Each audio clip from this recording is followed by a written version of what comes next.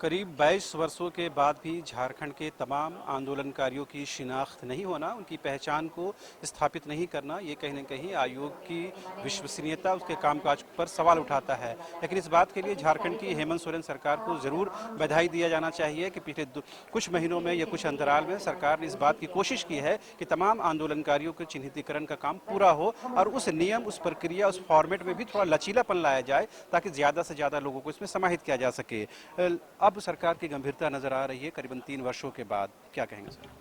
नहीं, ये तो बात सही थी कि सरकार ने लगातार प्रयास किया और जब भी सरकार के किसी आयोग या इस तरीके की चीज़ों का गठन होता है तो उसमें समय तो लगता है, क्योंकि प्रक्रिया शुरू से शुरू करनी पड़ी।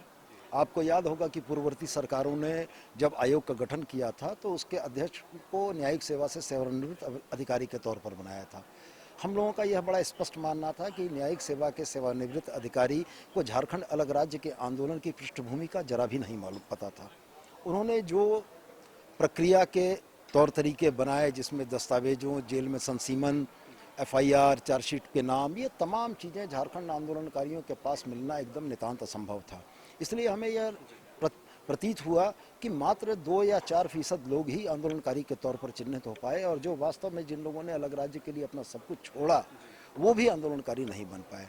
हेमंत बाबू के निर्देश पर, देशम गुरु शिबू सोरेन के प्रेरणा से इस बात को इस तरीके से किया गया कि भारतीय पुलिस सेवा का एक पदाधिकारी जिनकी 30 वर्षों की सेवा यहीं गुजरी थी, उनको 2 सदस्य जो झारखंड आंदोलन से सीधे तौर पर जुड़े हुए थे, उनको बनाकर आयोग को एक व्यावहारिक दृष्टि देने का प्रयास किया गया है। और प्रक्रियाओं के सरलीकरण से यह प्रयास किया गया है कि आंदोलन में शामिल हर वो शख्स कम से कम अपने सम्मान और अधिकार का लाभ ले सके और अपने बच्चों को, आने वाली पीढ़ियों को यह बता सके कि उसके परिवार के लोगों ने अलग राज्य के आंदोलन में संघर्ष किया था। सर, आपने सुना होगा कि शेल कंपनी और लीज के आवंटन को लेकर जो 2 याचिकाएं दायर थी, जिसमें सुप्रीम कोर्ट ने कहा था कि जो झारखंड हाई कोर्ट है उसके मेंटेनेबिलिटी को लेकर, इसकी वैधता को लेकर देख ले। अभी अभी जो फैसला आया है उस याचिका को, दोनों याचिका को स्वीकार कर लिया गया है और 10 जून की सुनवाई की अगली तारीख रखी गई है। क्या ये सरकार के लिए सेटबैक के तौर पर है? नहीं, न्यायिक प्रक्रिया या न्यायिक समीक्षा न्याय के आचरणों के अनुरूप चलती है। ऑनरेबल हाई कोर्ट को अगर उन दस्तावेजों में यह प्रतीत होता है कि ये सुनवाई योग्य है तो इस पर कोई सवाल नहीं खड़े किए जा सकते हैं। और जहाँ तक रह गया कि आदेश जो आया है उसको हमने भी न देखा है न पढ़ा है, और हमें ये लगता है कि माननीय मुख्यमंत्री के तरफ से जो वकील इन चीज़ों को देख रहे हैं वो इस बारे में बेहतर बात कर पाएंगे और इसमें फर्दर उनका क्या स्टेप होगा वो बेहतर बता पाएंगे। सर, आपको क्या ये फील होता है, महसूस होता है कि 2-3 दिनों से आपने देखा होगा कि ईडी की कार्रवाई नहीं के बराबर हो रही है? कल शाम को करीबन 3 से 4 डीएमओ को बुलाया गया, आज भी कुछ डीएमओ को कॉल करके बुलाया गया है। अचानक से ये रफ्तार बढ़ी है। दूसरे तो आपको कहीं ना कहीं कोर्ट से एक बार फिर उसकी वैधता को लेकर सुनवाई शुरू होने वाली है। ये तमाम तरफ से क्या सरकार घिरती हुई नजर आती है? नहीं, मेरा तो ये स्पष्ट मानना है कि झारखंड की जनता ने 2019 के चुनाव में स्पष्ट बहुमत देकर हेमंत सोरेन नीत गठबंधन को सरकार तक पहुंचाया। अब रह गया सवाल इन कार्रवाइयों का, तो इन कार्रवाइयों की क्या शुचिता है और इन कार्रवाइयों के क्या फलाफल होंगे ये तो भविष्य बताएगा। लेकिन मेरा स्पष्ट यह मानना है कि झारखंड की जनता इन तमाम चीज़ों को देख रही है, मनन कर रही है और निश्चित रूप से वो भी अपना ओपिनियन बनाएगी।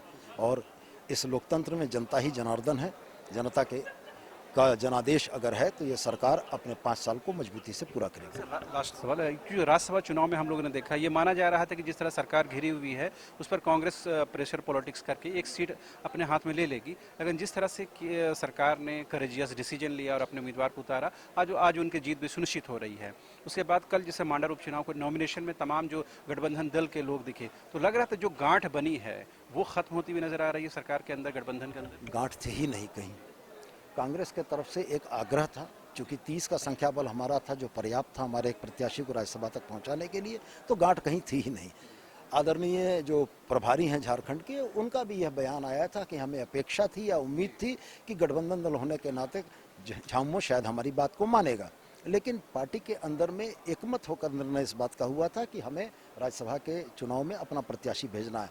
और रह गया सवाल, उसी बैठक में साथ में यह भी निर्णय हुआ था कि मांडर सीट पर कांग्रेस के प्रत्याशी को तन मन धन से समर्थन देकर विजयी बनाना है। उसी बैठक का ही फैसला था। तो निश्चित रूप से कल माननीय मुख्यमंत्री मांडर के नॉमिनेशन में गए और आज हमें बड़ी उम्मीद है कि कांग्रेस के हमारे सहयोगी दल के नेता महुआ माझी जी के प्रमाण पत्र लेने के समय में जाएंगे, इसलिए गठबंधन में गांठ का कोई प्रश्न नहीं। तो ये थे झामुमो के विधायक सिद्धू सोनी जी, जिन्होंने साफ तौर पर कहा कि जो ये हाईकोर्ट का भी डिसीजन या निर्देश आया है वो कहीं भी से भी सरकार के सेटबैक के तौर पर, सरकार के घेरेबंदी के तौर पर नहीं देखा जाना चाहिए। न्यायिक प्रक्रिया है जो अपने तरीके से काम करती है, उसका स्वागत होना चाहिए, उसका वेलकम होना चाहिए। साथ ही उन्होंने ये भी बताने की कोशिश की कि गठबंधन दल के अंदर, यानी गठबंधन के 3 जो दल हैं, जेएमएम, कांग्रेस और आरजेडी, इन तमाम दलों के बीच में कोई गांठ नहीं है। जो राज्यसभा चुनाव को लेकर थोड़ी बहुत बातें सामने आई थी, वो बातें भी समाप्त हो चुकी हैं। आज जो जेएमएम के प्रत्याशी हैं उनको जीत का प्रमाण पत्र मिलेगा और इस जीत के प्रमाण के पत्र के साथ ही गठबंधन दल एक बार फिर से एकजुट हो नजर आएगा और जो अपना बचा हुआ कार्यकाल है उसे हर हाल में सरकार पूरा करेगी। कैमरा पर्सन संजय के साथ रांची से न्यूज़ बाइस्कोप के लिए शहनवाज।